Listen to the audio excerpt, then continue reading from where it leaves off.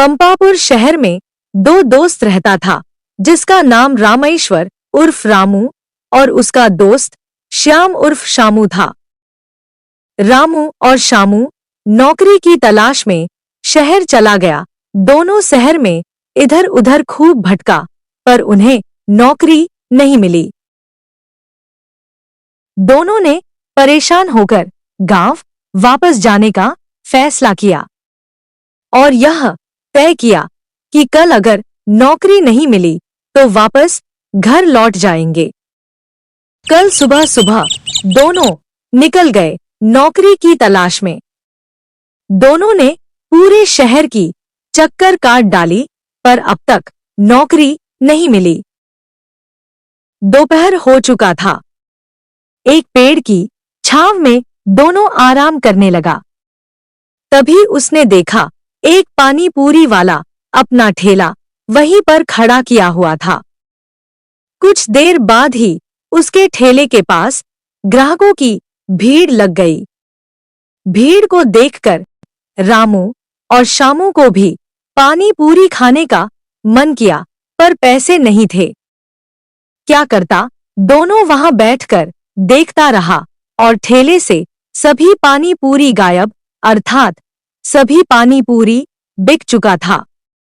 अब पानी पूरी वाला भी जा चुका था और रामू शामू फिर से काम की तलाश में इधर उधर भटकने लगा। तभी शाम में एक फैक्ट्री के मैनेजर से दोनों की मुलाकात हुई। उसने दोनों को कल से काम के लिए फैक्ट्री पर आने के लिए कहकर चला गया। कल सुबह दोनों समय से फैक्ट्री पहुंच गया। फैक्ट्री के मैनेजर ने रामू और शामू को काम के बारे में बताया और कितना वेतन मिलेगा वो भी बताया। काम कठिन था, पर वेतन बहुत ही कम था। लगभग 10 घंटे की मेहनत के बाद 1 महीना का वेतन सिर्फ 2400 रुपए थे। दोनों काम पर जा रहे थे, पर रामू का मन काम में नहीं लग रहा था। मन तो शामू का भी नहीं लग रहा था, पर वह झूठ बोलकर और चापलूसी करके मेहनत करने से बच जा रहा था। एक रात दोनों ने बातचीत में फैसला लिया कि इस नौकरी से कुछ नहीं होगा, कोई दूसरा नौकरी किया जाए। पर दूसरा नौकरी कौन देगा? शामू बोला, क्यों न हम लोग कोई बिजनेस करते हैं। रामू बोला, बिजनेस के लिए पैसा चाहिए और आदमी का साथ भी चाहिए। हम लोग अपनी पत्नी को बुला लेते हैं। ठीक है। दोनों ने अपनी अपनी पत्नी को शहर बुलाने के लिए राजी हो गया। कुछ दिन बाद दोनों की पत्नी शहर आ गई, पर शामू की पत्नी नौकरी छोड़ने के लिए शामू को मना किया। सुनो जी, नौकरी मत छोड़ो, उसमें महीने के अंत में कम ही पैसा मिलता है, पर मिलता तो है। बिजनेस का क्या ठिकाना, माल बिकेगा कि नहीं। ठीक कहती हो, नौकरी छोड़ना ठीक नहीं होगा। हम नौकरी नहीं छोड़ेंगे। रामू की पत्नी भी नौकरी नहीं छोड़ने के लिए रामू पर दबाव बनाने लगी। आप नौकरी नहीं छोड़िए, बिजनेस का कोई ठिकाना नहीं है, चलेगा कि नहीं चलेगा। शामू भी नौकरी नहीं छोड़ रहा है। इस नौकरी से हम लोगों का खर्चा नहीं चलने वाला है। इससे तो अपना खर्चा ही पूरा नहीं होता है। यही हालत रही तो हम लोग खाएंगे क्या और भविष्य के लिए बचाएंगे क्या? नहीं नहीं, अब हम नौकरी नहीं करेंगे, अब हम बिजनेस करेंगे। किस चीज का बिजनेस करोगे? बिजनेस पानी पूरी की। इसमें कम पूंजी में काम हो जाएगा। ठेला भाड़े पर ले लेंगे और चौक चौराहे पर स्कूल कॉलेज के पास ठेला लगाएंगे। 1 महीना बाद रामू नौकरी छोड़ देता है, पर शामू नौकरी जारी रखता है। रामू अब ठेला लगाना आरंभ कर देता है। शुरू में रामू का बिजनेस अच्छा नहीं चला, पर उतना पैसा आ जाता था जितना उसे फैक्ट्री में मिलता था। रामू अपने बिजनेस से खुश था, यह सोचकर कि एक न एक दिन हमारा परिश्रम रंग लाएगा और हम खूब पैसा कमाएंगे। उधर शामू नौकरी करते हुए तरक्की कर रहा था। वेतन तो उसका बढ़ा नहीं था, पर उसके रहन सहन, पोशाक पहनावे में अब अंतर आ गया था। शामू की पत्नी अब महंगी महंगी साड़ी पहनती थी और सोने की गहने भी पहनने लगी थी। यह देख देख कर रामू की पत्नी दुखी होती थी और रामू को बोलती रहती थी, मैंने मना किया था नौकरी छोड़ने के लिए। देखो शामू कितना तरक्की कर रहा है, तुम इतना मेहनत कर रहे हो, पर उतना पैसा कहाँ आ रहा है? पैसा तो आ ही रहा है, नौकरी से ज्यादा पैसा आ रहा है। परिश्रम भी कम ही है उस फैक्ट्री की काम की तुलना में, और हम लोग किसी के नौकर भी नहीं हैं। अपना बिजनेस है, जब चलने लगेगा तो देखना पैसे की कमी नहीं रहेगी। ठीक है, तुम ऐसे ही झक मारते रहो। उधर शामू ने अब एक मोटरसाइकिल खरीद लिया था। अब वह अपनी पत्नी को साथ लेकर बाजार और मेला मोटरसाइकिल से ही घुमा करता था। रामू अपने काम से बहुत खुश था। उसका भी बिजनेस अब रंग पकड़ लिया था। कभी कभी तो रामू का माल कम पड़ जा रहा था, इतना ज्यादा ग्राहक जो आने लगे थे। अब रामू की पत्नी भी मन से साथ दे रही थी। इधर शामू लगातार तरक्की कर रहा था। अब वह एक कार भी खरीद लिया था। अब उसके कई दोस्त बन गए थे। उसके यहाँ लोगों का आना जाना लगा रहता था। सामाजिक हैसियत भी बढ़ गया था। शामू और उसकी पत्नी रामू से मिलना जुलना भी छोड़ दिया था, क्योंकि उसकी सामाजिक हैसियत जो बढ़ गई थी। इधर रामू भी तरक्की कर रहा था, पर धीरे धीरे। रामू भी मोटरसाइकिल खरीद लिया था, पर शामू तो अब कार से चल रहा था, वो भी बहुत महंगी लग्जरियस कार से। रामू भी खुश था, शामू भी खुश था, पर रामू की पत्नी शामू की बढ़ती तरक्की से दुखी रहती थी। उधर शामू की पत्नी ज्यादा ही खुश रहती थी। तुमको नौकरी नहीं छोड़नी चाहिए थी। देखो शामू कितना आगे बढ़ गया। तुमको अपने दोस्त से कुछ सीख लेनी चाहिए। जहां तक मुझे जानकारी है, शामू को आज भी वेतन नहीं बढ़ा है। फिर उतना ही पैसा में इतना शानदार जिंदगी कैसे जी रहा है? इतना पैसा कहां से आ रहा है? शामू और उसकी पत्नी तो अब हम लोगों से मिलना जुलना भी छोड़ दिया है। फिर तुमको कैसे पता चला? वह इतना बड़ा आदमी जो हो गया है, उसके बारे में कोई न कोई चर्चा करता ही रहता है। इतना तो मुझे कंफर्म जानकारी है कि उसकी वेतन अभी भी उतना ही है जितना पहले था। सभी आश्चर्य में है कि वह इतना पैसा कहां से लाता है। लगता है कोई लॉटरी लग गई हो उसको। जाने दो, उसके बारे में ज्यादा क्यों सोचना, अपने बारे में बात करो ना। हम लोग कितना खुशहाल जीवन जी रहे हैं। भगवान ने जो हमें दिया है वही हमेशा मिलता रहे, वह ही कम नहीं है। हम लोगों को भगवान को धन्यवाद देना चाहिए इतनी अच्छी जिंदगी देने के लिए।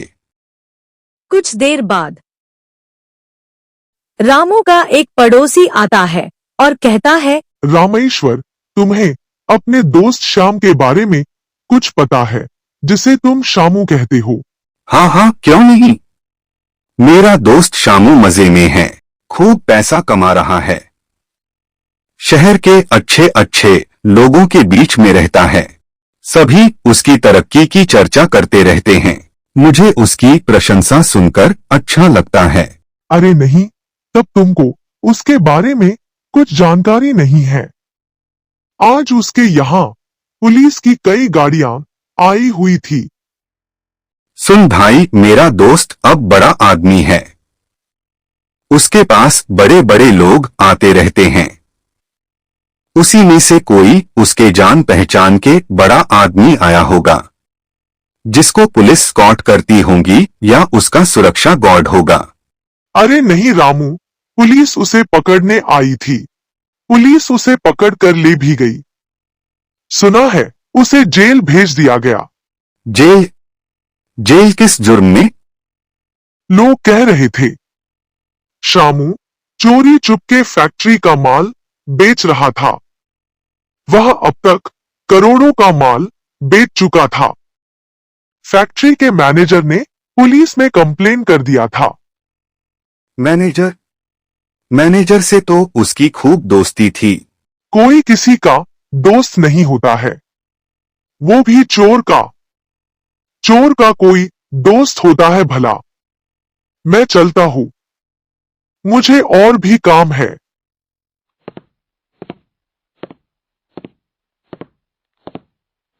शाम का समय था, अंधेरा होने को था। रामू ने भी अपने घर का रास्ता लिया। रामू अपने दोस्त शामू के बारे में यह सब सुनकर बहुत दुखी था। घर पहुंचने पर उसका उतरा हुआ चेहरा देखकर उसकी पत्नी ने पूछा, क्या हुआ? आज तुम्हारा माल नहीं बिका क्या? तुम्हारा उतरा हुआ चेहरा तो यही बता रहा है। नहीं नहीं, माल तो पहले से ज्यादा बिका, पर शामू के बारे में जो जानकारी मिली है उससे दुखी हूँ। क्या हुआ शामू को? क्या उसने और बड़ा गाड़ी खरीद लिया? जेल चला गया। फैक्ट्री का माल चोरी करता था और बेचा करता था, पकड़ा गया और आज जेल की हवा खा रहा है। तभी मैं सोचता था इतनी जल्दी जल्दी उसकी तरक्की कैसे हो रही है। उसी के बारे में जब से सुना हो तब से ही मन दुखी है। तुम भी कहती थी नौकरी करो नौकरी करो, अपने दोस्त से कुछ सीख लो। अगर मैं शामू से सीखता तो आज मैं भी जेल में होता। मैं क्या चोरी करने के लिए कह रही थी? पर छोड़ो शामू की बात, अपने बच्चे परिवार की सोचो।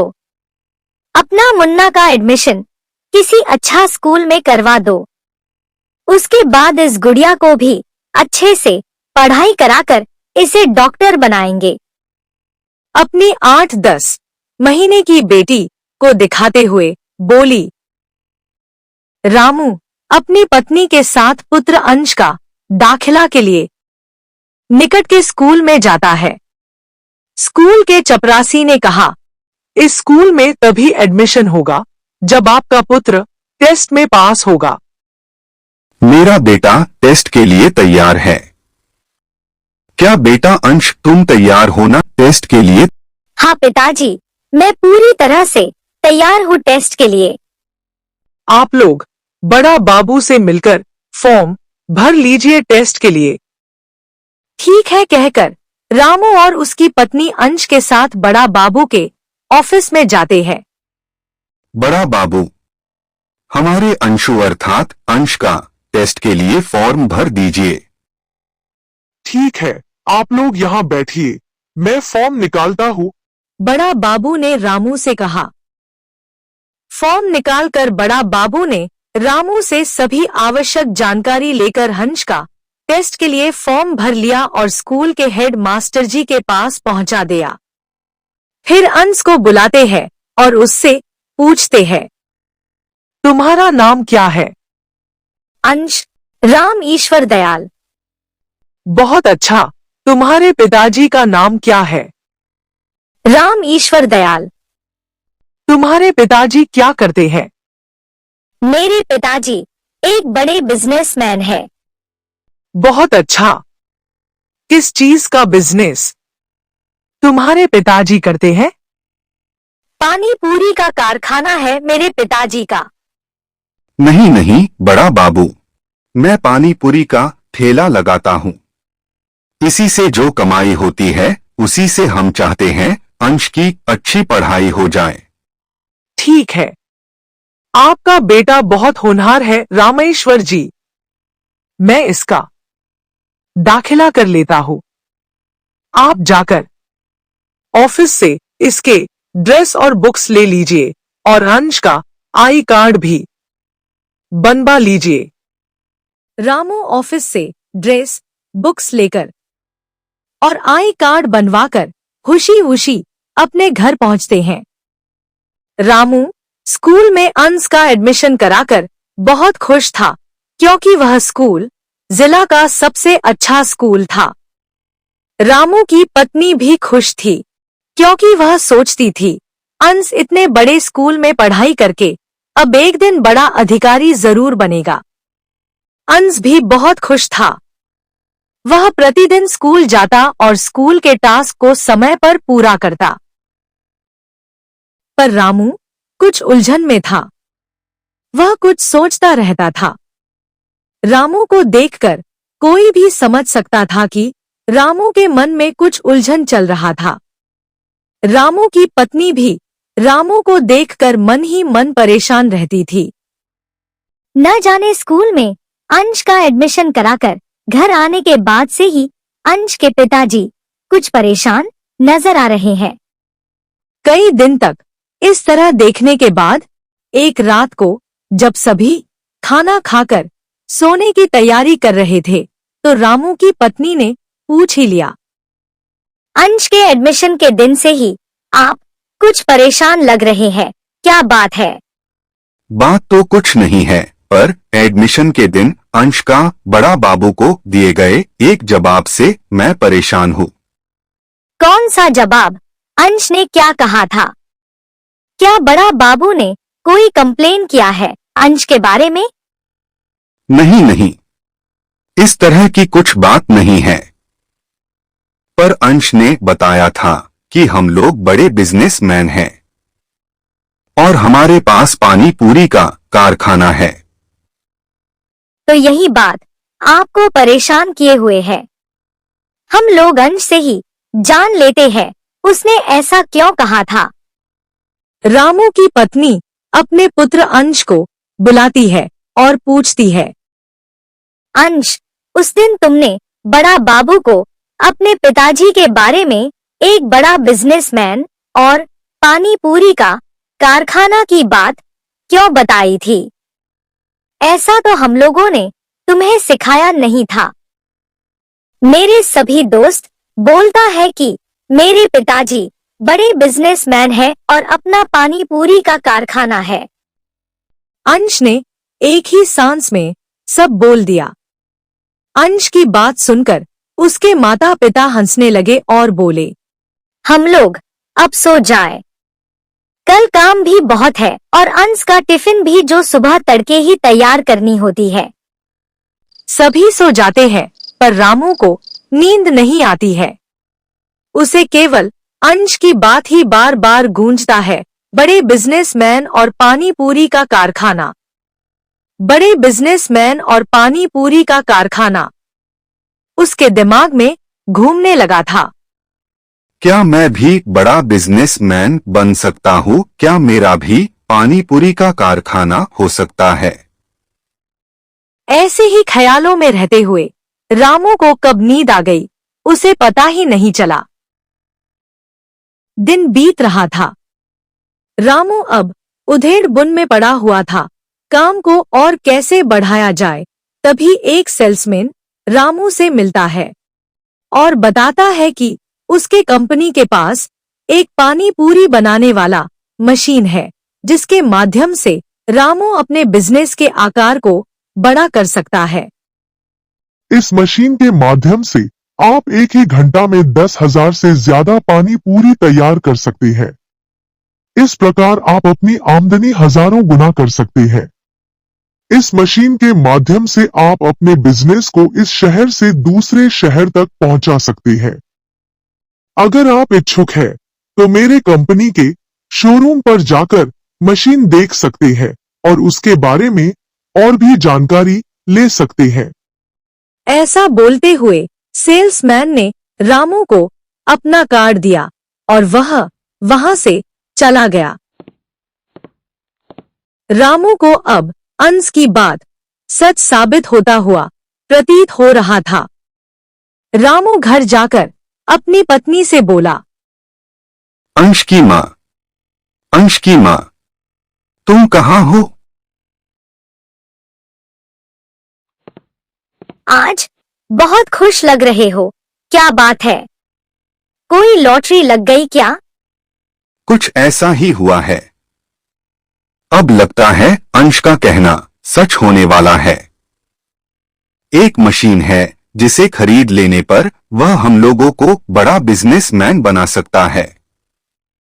तुम बोलो तो मशीन खरीद लेते हैं। मशीन का कीमत क्या है? क्या इतना पैसा हम लोगों के पास है? इसके बारे में जानकारी के लिए कंपनी के ऑफिस में जाना पड़ेगा। मैं सोच रहा था आने वाले रविवार को चलकर मशीन को देख लूं और उसके बारे में सभी जानकारी ले लूं। ठीक है, अंश को भी साथ में ले लेंगे। अंश के लिए कुछ कपड़े भी खरीदने हैं। अगले रविवार को रामू अपनी पत्नी और पुत्र अंश को लेकर कंपनी के एड्रेस पर ऑफिस को खुलने से पहले ही पहुंच जाता है। कुछ देर बाद वह सेल्समैन भी आ जाता है। राम ईश्वर जी, आइए, आपको मशीन दिखाता हूँ। सभी मशीन देखते हैं। रामू मशीन की बारीकियों को समझता है। वाह, बहुत अच्छा।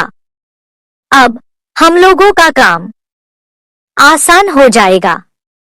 हमें पानी पूरी बनाने वाला मशीन खरीदना है।